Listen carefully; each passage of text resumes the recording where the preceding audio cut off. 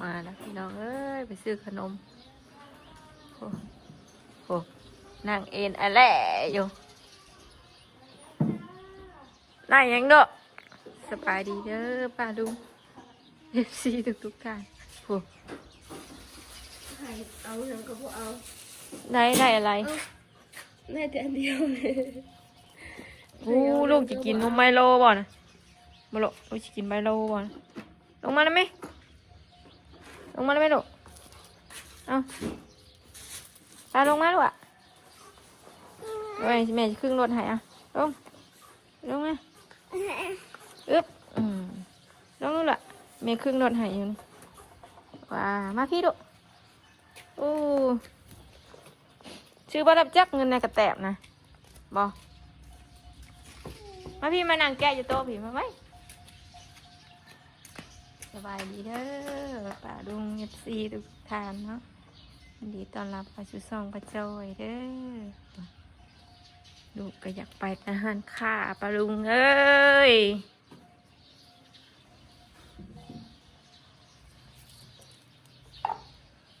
ลูกคืออ่ะช็อกโกแลตเลยดูเลยนะเป็นไมโลลูกอยากบ่ฮะลูกอยากบ่แกะกินนะแม่แกะกินโน้ละอย่านี่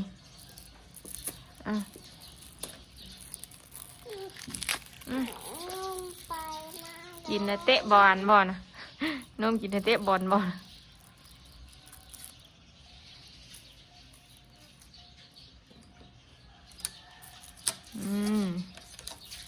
จะอะไรบ่แซ่บบ่อุ้ยกินน้ำเนกินน้ำเนวาสนาเอ้ยกินน้ำเนไม่ต่อยอยากกินน้ำเนมันจูบบ่ได้แน่กุ้มบ่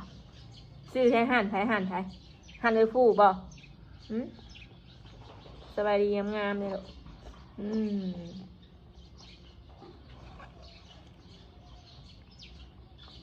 ลูกแซ่บเลยไอเตะบอลเป็นวัดเป็นไอประดุงเลยเนาะคุ้มเป็นติดกันพี่น้องเนาะ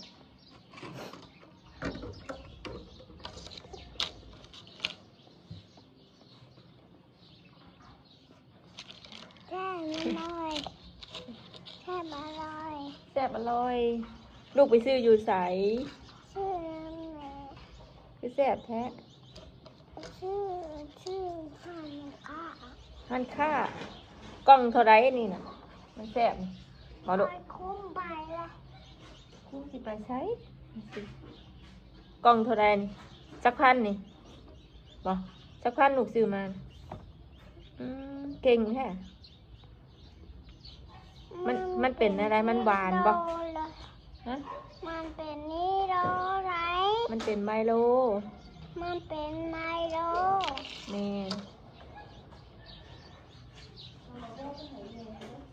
แม่หน้าบ่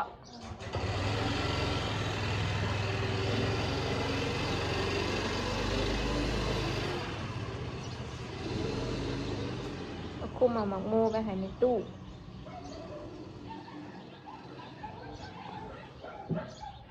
คุมหมักโมไปให้ในตู้มาไปมาพี่น่ะมันเห่างัวลูกอ่ะมันเห่างัวตัวคนกัน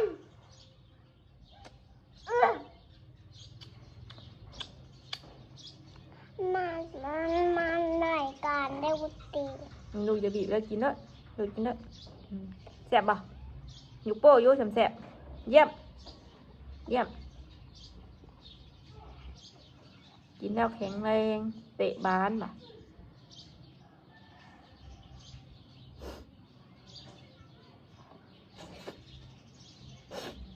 เป็นวัดพี่น้องเนาะ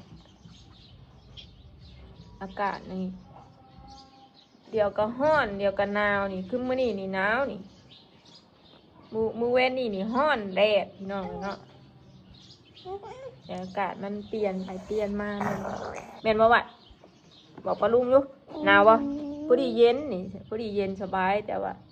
อากาศแบบถึงคิงก็จะไข่นี่พี่น้องเนาะเป็นแบบเหงื่อ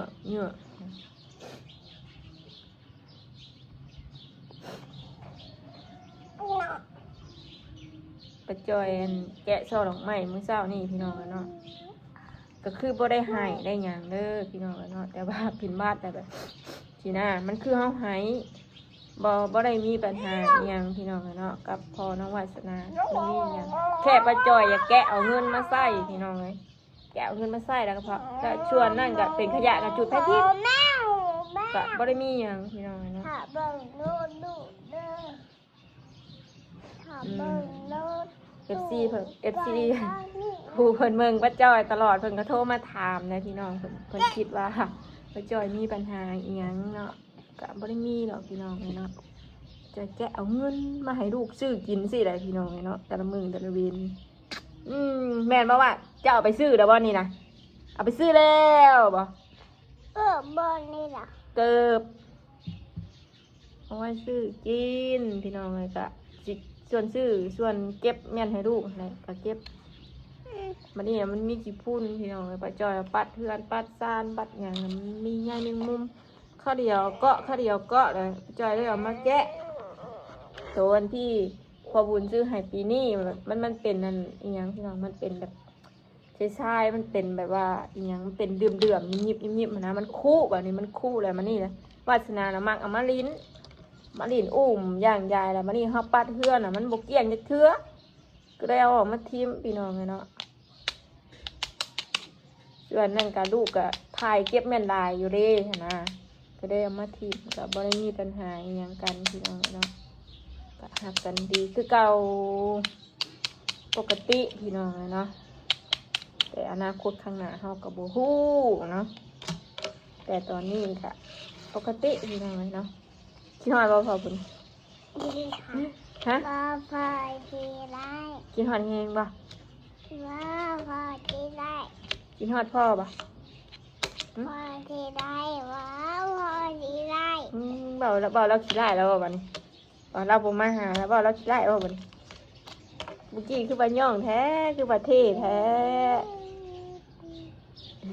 ถ้าพ่อมาเด้อถ้าพ่อบ่นี่นะนั่งถ่าบ่มื้อนี้พ่อบ่ได้มามื้อนี้ไปกินหอดแล้วบ่ไปกินหอดแล้วบ่บ่อยเรามาอยู่จ้ะบ่อยู่พ่อบุญจ้ะพ่อว่าพ่อบุญเพิ่นบ่เครียดหรอกพี่น้องเนาะเพราะว่าเพิ่นชวนป้าจ้อยน่ะแกะตลอดเนาะแกะอันซอดอกไม้น่ะแกะเอาเงินค่ะเพิ่นบ่เครียดดอกพี่น้องเพราะว่าเพิ่นชวนตลอดแต่ว่าที่ผ่านมาก็ป้าจ้อยเป็นคนที่เก็บใบเมืองเองหั่นนะพี่น้องว่าเฮาก็เพื่อลูกใหญ่สินะแบบว่าเฮาก็มีโมเมนต์นี้คือกันนี่หยังสินะแต่ว่าขึ้นไปขึ้นมาก็ต้องออกไปอันถิ่มดีกว่าเอาเงินมันใบสินะแบบว่ามันซ่อดอกไม้ใส่เงินเกินพอบุญเอาหายปีนี้นะคือป้าจอยถอนเงินเอาออกหมดเลยนะถอนตั้งแต่มือเราหายเงินกับป้าจอยไปซื้อกินหมดเลยสมัยเขาในป้าจอยเป็นคนในเก็บแบบว่าเขาเก็บแบบมามุมองแบบว่าอย่างเงี้ยมุมองหนึ่งก็คือว่าหอมพวกหอมยังสินะแบบเขาในเมืองสินะกับเขากับถ่ายรูปเก็บเงินอยู่ได้แต่ละปีนะเดี๋ยวปีหน้าพอบุญก็ซื้อให้ใหม่อีกพี่น้องเลยพอบุญซื้อให้ปีหน้าละเก็บเงินเมืองอีกแบบว่าบ้านเขาเป็นดอกไม้ปลอมมันนะอันดอกไม้เนี่ยดอกไม้ปลอมมันนะพี่น้องนะFC เพิ่นก็ตกใจไปคิดว่าป้าจอยผิดกันกับพ่อบุญพี่น้องก็บ่ได้คิดได้หยังกันเนาะแต่เพียงแต่ป้าจอยอยากแกะเนาะแกะเอาเงินมาซื้อกินปลาลุงเลยกับเขาแกะออกมาแล้วก็เขาเก็บส่วนเป็นเงินเมี่ยนก็ได้สินะมันก็บ่ได้ดวงลายอย่างเนาะแต่ว่าซ่อละ2 ล้าน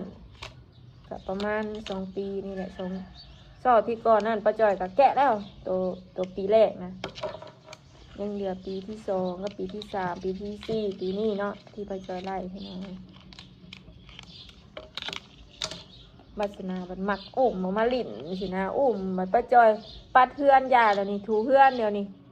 บัดอันนั้นมาโหยอีกไปเหยียบซ่าสินะแบบไปเหยียบใส่บนนอนแบบพ่อเฮาไปนอนสินะไปนอนแล้วมันคันพี่น้องเลยกับจักจิคันอันใดย่าแน่กับเข่าแน่สินะเข่ากับคล้ายเข่าแน่แล้วจักอันใดจอยเลยออกมาพาไฟถิ่นแล้วคิดว่าป้าจอยให้กันก็พอบุญบ่พี่น้องเลยเนาะบ่ได้ให้อยังดอกเหตุเพื่อเหตุงานปกติอยู่พุ่นไงพี่ก็เลี้ยงลูกเลี้ยงเต้าปกติปลาลุงเลยเนาะอืมอืมอืมอืมอืมอืมอืมเสียงยังเสียงอะไรเนี่ยแว่นตาใช้สื่อ2 อัน 3 อันชายบางยุชายบางยุตัวนี้สีงามนี่ตัวนี้ขาวกับสุดลูกนี่ตัวนี้สียังสีม่วงสีม่วงตัวนี้สีเหลืองสีเหลืองอาชายบางยุค่ะนี่สีชมพูอืมนี่เดียว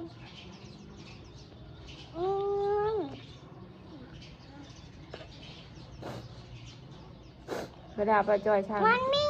จมูกสินะคิดว่าป้าจอยให้พี่น้องเลย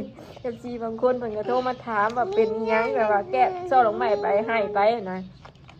จริงๆอ่ะบ่ได้ให้หรอกน้องเป็นวัด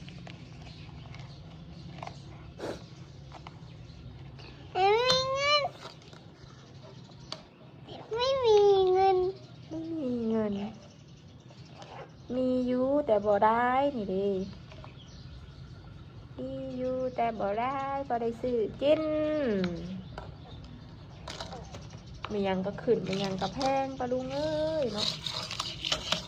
กินนะแม่เนี่ยกินนะแม่เนี่ยอ้าวถิ่มแห้งแท้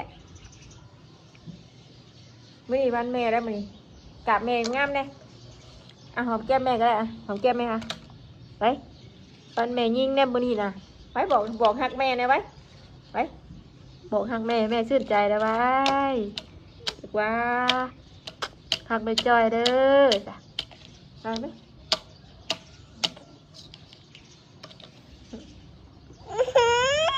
ไปแม่เส้นหายแม่เส้น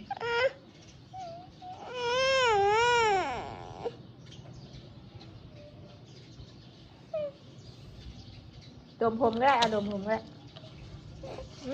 หัวมินกระสืบเอ้า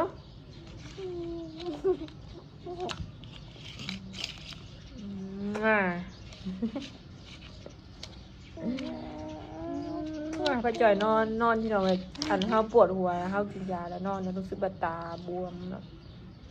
รู้สึกว่าตาบวมพี่น้องเลยเนาะเจ็บหัวพี่น้องเลยป้าจ่อยนะเป็นคนที่แบบว่าเจ็บหัวตลอดพี่น้องเนาะเจ็บหัวแบบทำได้เจ็บแล้วก็เจ็บ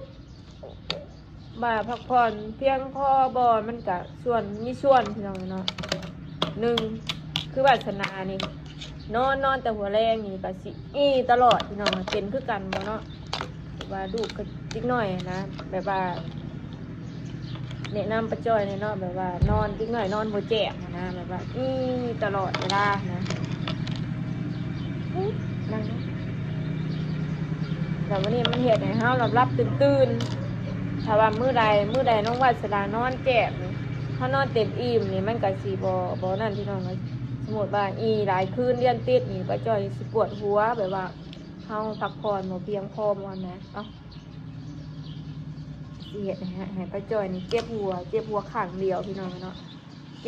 จ็บข้างเดียวเจ็บตลอดพี่น้อง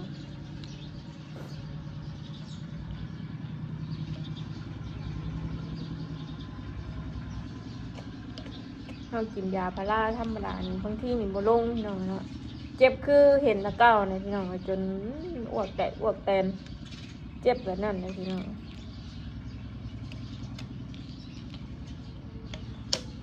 อาจจะเป็นแบบว่าเขาพักผ่อนมาเพียงพอบอสินะ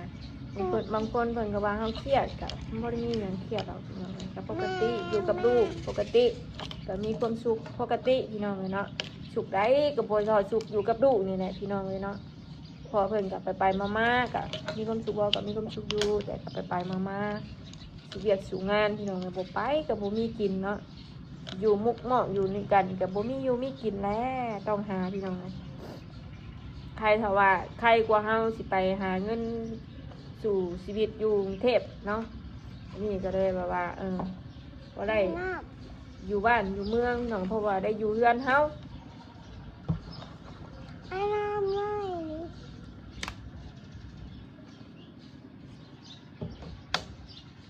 เลี้ยงเห็นไง ไอ้น้ำนี่ อ่ะไม่แม่กินนะมาแม่คอแห้งไงมาคอแห้งกินแต่น้ำ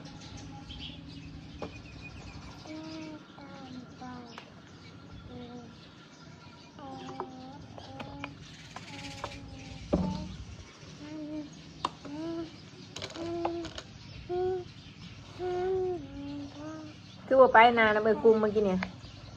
บอกไปกุ้มไปนาแล้วมีดูแหละ คือบ่ไป คือบ่ไปนำเราเมื่อกี้ บ่ไป เราขี่รถไปคือบ่ไป อยากไปพ่อแม่บ่ ไปพ่อแม่ บ่ยันแม่หนีปะบ่ไปบ่บุญไปบ่บ่ไปก็ยันเนาะแม่จอยรู้สึกว่าคือบ่สิสำบายแม่งกระโตพี่น้องการเป็นร้อนหนาวบุบบ้า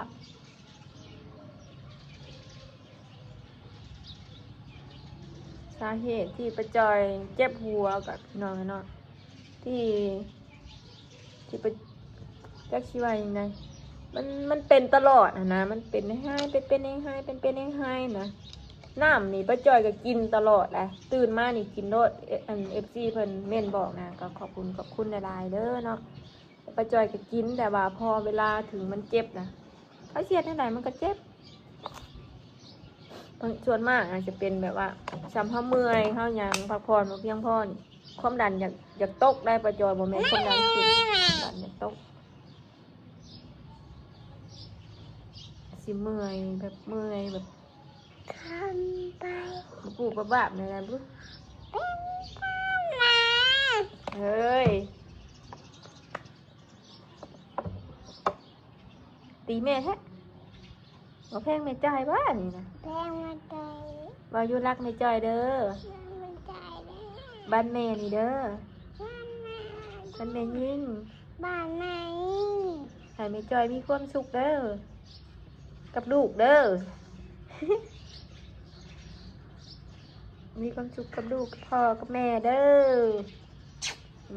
ต้องใจ มาพ่อนะแม่นะไหม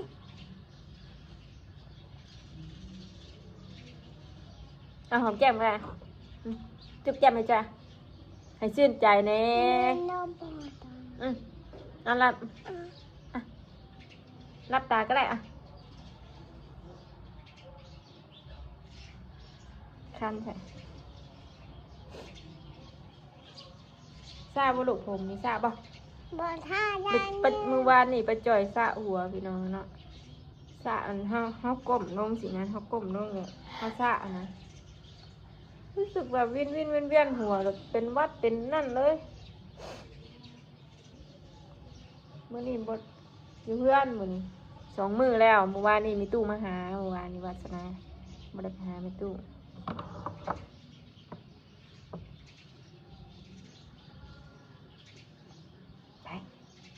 ไปคุมหนังสืออย่างนี้ไปหายในตู้นี่บ่บ้านแม่ยิ่งนี่ในตู้พอคุมซื้ออย่างนี้ไปหายนี่เนาะ ซื้ออย่างก็ซื้อหมูงูใหญ่บ่เอาจะเห็นดูละคันหัวว่ามันแม่กะให้คันบ่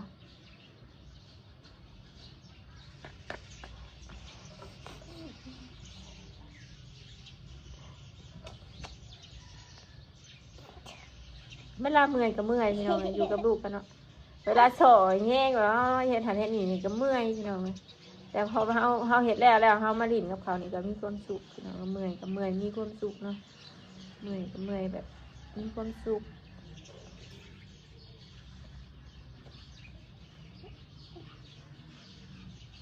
อืม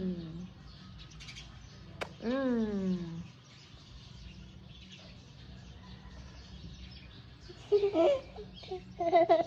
สบายดีงามๆก่อนสบายดีกันสบายดี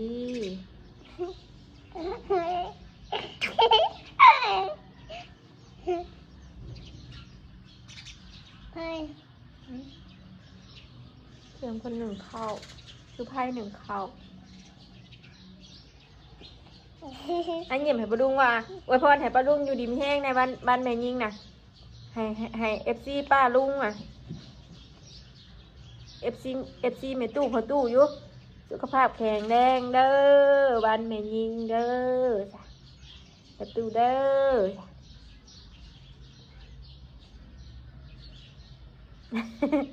อันยิ้มอยู่ไพ่สีงามกว่ากันไพ่สีงามอืมไพ่เด้องามบาดงามกูเมนี่ว้ายบาดงามก็ไม่ต้อยนี่เฮ็ดหน้าโกรธได้เฮ็ดหน้าโกรธคือเมื่อคืนเฮ็ดได้สิบ่เฮ็ดได้สิบ่เฮ็ดได้เฮ็ดหน้าโกรธบ่สิบ่เฮ็ดได้เฮ็ดอยากให้เฮ็ดได้อยากให้เฮ็ดหน้ามีความสุขเด้อมีความสุขมีความสุขแล้วยิ้มยิ้ม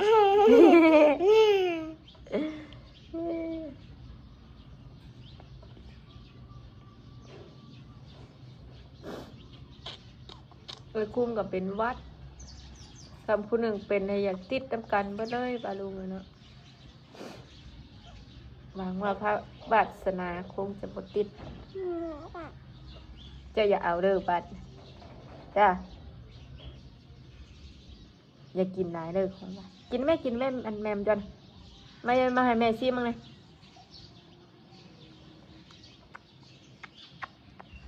เอาแม่ชิมมั้งแน่นี่ไม่ได้ ใครไพ่กินไหมเมียอะไรไพ่จ้ะ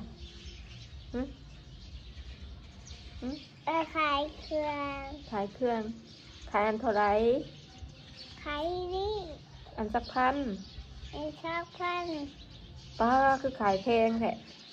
20,000พุ่นน่ะตัวเองดูดกินสิเบิดแต่ยังมาขายอัน20,000อยู่นี่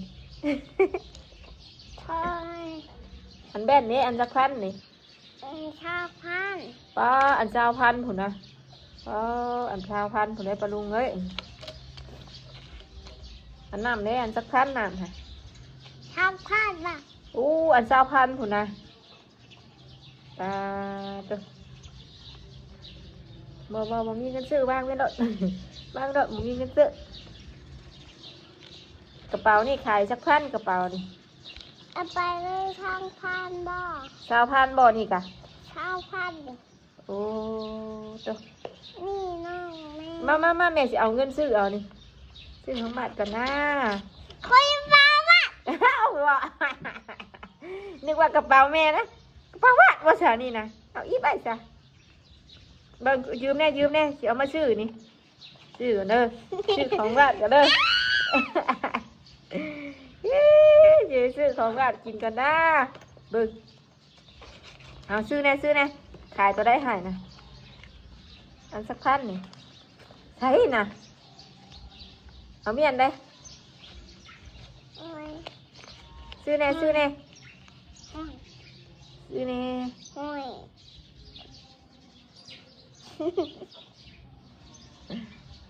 ซื้อแน่กว่า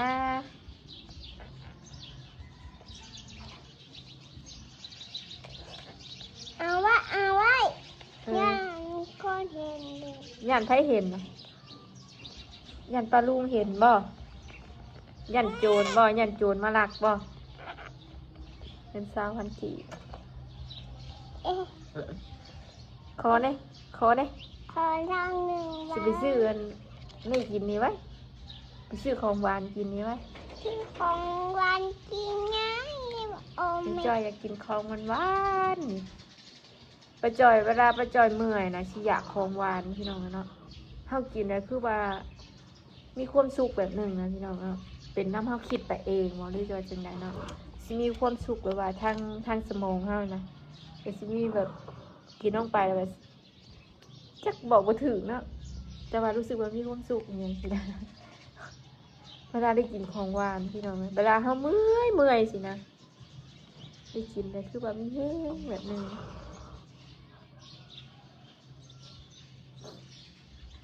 กับของสมนี่ก็บัดอยากก็อยากบัดบุอยากก็บุอยาก แม่ อ้าวหายแท้หายแท้เด้หายแท้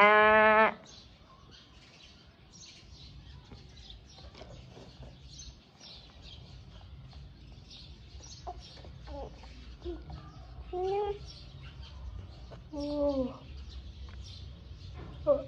เบิ่งมือวาสนานอนเบนสินอนเลิกพี่น้องเลยนอนเลิกแต่กะนอนบ่แจ่อีตลอดจักเป็นหยัง แม่อยากกินปลาทูลา อยากกินข้าวกับปลาบ่โอเคเดี๋ยวให้กินแล้วแม่ให้กิน ปลาทูเบอร์เลย ฮะ เบอร์เลย บ่แล้วเห็นอะไรบัดลูก ไปชื่อ ไปซื้อใช่ ฮะ ชื่อเพื่อนนะจิ๊บ เราบ่ขาย อืม มีบ่โอเคเดี๋ยวพาไปซื้อเฮือนในจิตบ่เราขายปลาทูบ่เราขายหยังอีกวะนี่เราขายหยังนี่ขายขนมบ่หูจักฮอดบอลซื้อปลาลุงปลาทูไปได้เฮือนเบาจิตเคยป้าจอยเคยพาพนงไปซื้อเลยเวลามันเบิดนี่เพิ่นสิชวนไปซื้อพี่น้องเนาะแต่ว่าเพิ่นซื้อมาให้มือไหนเนาะมือซื้อมือตื่นกันป้าจอยก็ลืมแล้วพี่น้องเนาะไปซื้อมาให้ยังบ่ได้เบิดหรอกนี่แม่จอยบวกอยู่นี่